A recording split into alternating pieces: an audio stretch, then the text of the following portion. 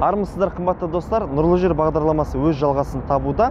Бүгін біз сіздермен Шабал Бейсекова көшесінің бойында орналасқан көп пәтерлі тұрғын үй кешеніне арнайы шолу жүргізетін боламыз. Айта кететін жайт, бұл жерде дәл осыған ұқсас 5 көп пәтерлі тұрғын үй кешені бар. Соның екеуі, яғни 184 пәтері бізбен бірге Нұрлы жер бағдарламасына қатысатын болады. Осы жолы Нұрлы жер бағдарламасына тек әкімдікте кезекте тұрған жандар қатыса алады. Бәріміз бірге барып, үйдің ішін тамашалап қайтайық. Жүріңіздер. Ал достар, қазір біз сіздермен Нұрлы жер бағдарламасы бойынша берілетін тұрғын үй кешенінің, яғни қабатының біріндеміз. Бір қабатта 7 немесе 9 пәтерден тұрады. Бәріміз бірге қазір кіріп, бір бөлмелі пәтерді тамашалайық. Айта кететін жайт, достар, дәл бұл үйде құрылыс жұмыстары жүргізілу үстінде. Бір бөлмелі пәтер.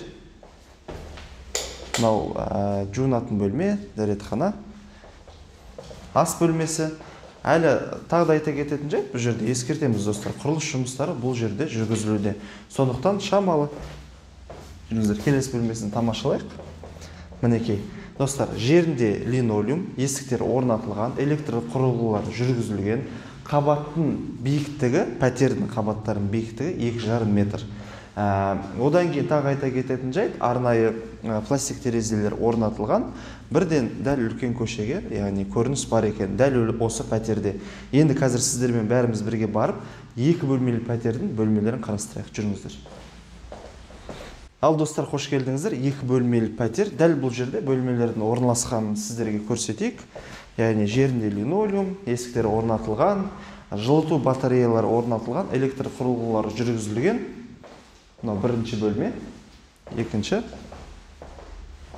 2 бөлмелі пәтерлерден бастап бұл жерде, яғни санузел бөлек жүреді. Яғни дәретхана бөлек, жуынатын бөлме бөлек. Мынау екінші бөлме. Мына жылыту батареялары екі жақтан жақсылап орнатылған. Енді ас үйді тамашалайық. Ас бөлмесі. Ас бөлмесінен тікелей, яғни өздеріңіз көріп тұрғандай, балконға шығу мүмкіндігі қарастырылған.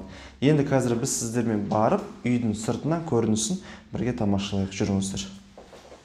Достар, тағы да айта кететін жайт, дәл осы тұрғын үй кешені бойынша әлі жұмыс барысы толықтай аяқталмаған, абаттандыру әлі толықтай жүргізілмеген, соғылу барысында, осыны ескергендеріңіз жөн видео барысында.